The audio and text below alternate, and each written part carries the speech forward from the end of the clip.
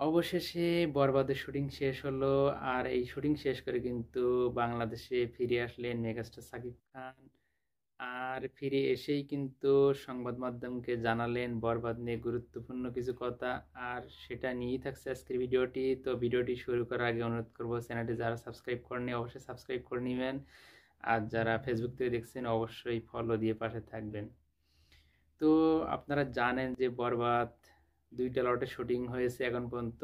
প্রথম লটে কিন্তু বেশিরভাগ শুটিং কিন্তু হয়েছে, এবং সেই লটে কিন্তু একটানা অনেক দিন কাজ হয়েছিল। মাঝখানে কিন্তু 1-1.5 মাসে একটি বিরতি গেছে, এবং বিরতি শেষে কিন্তু দ্বিতীয় লটের শুটিংয়ের জন্য কিন্তু মুম্বাই গিয়েছিলেন 11 তারিখে মেগাস্টার সাকিব খান। আর সেখানে কিন্তু শুরু হয় দ্বিতীয় লটের শুটিং। আর এই লটে কিন্তু মোটামুটি বরবাদের ক্যামেরা ক্লোজ বলা যায়।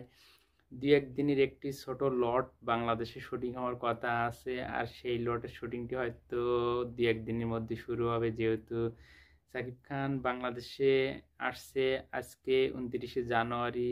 তো হয়তো দু একদিন রেস্ট নিয়ে কিন্তু বাদ বাকি দ্বিতীয় লটের শুটিংটি শুরু করবেন।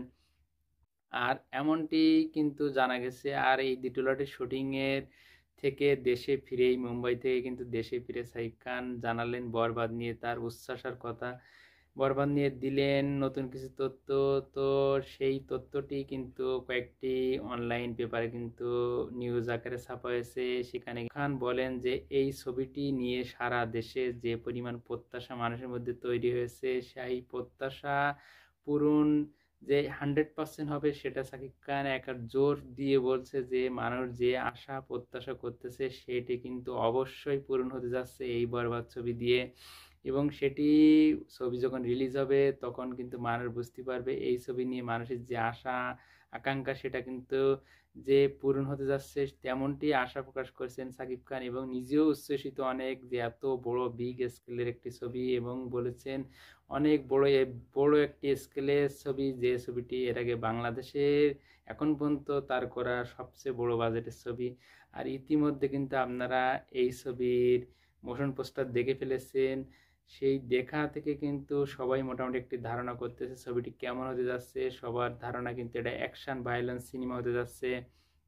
ছোট পর্দার জনপ্রিয় এবং পরিচিত মুখ মেহেদী হাসান হৃদয়ের পরিচালনায় প্রথম কোনো সিনেমা। আর সেই সিনেমাটি কিন্তু থাকছে বিশাল বড় অ্যারেঞ্জমেন্টে। বাংলাদেশের সর্বোচ্চ বাজেটে শোনা যাচ্ছে যে 15 কোটি বাজেটের এই ছবিটি, আরও বেশিও হতে পারে।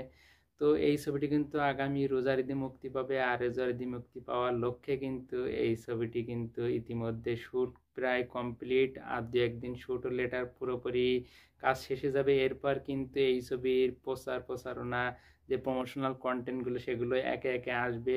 আর সেই সাথে কিন্তু এই ছবিতে আরও একটি লুক থাকতে যাচ্ছে, যে লুকটি কিন্তু খুব শীঘ্রই হয়তো প্রকাশ পাবে।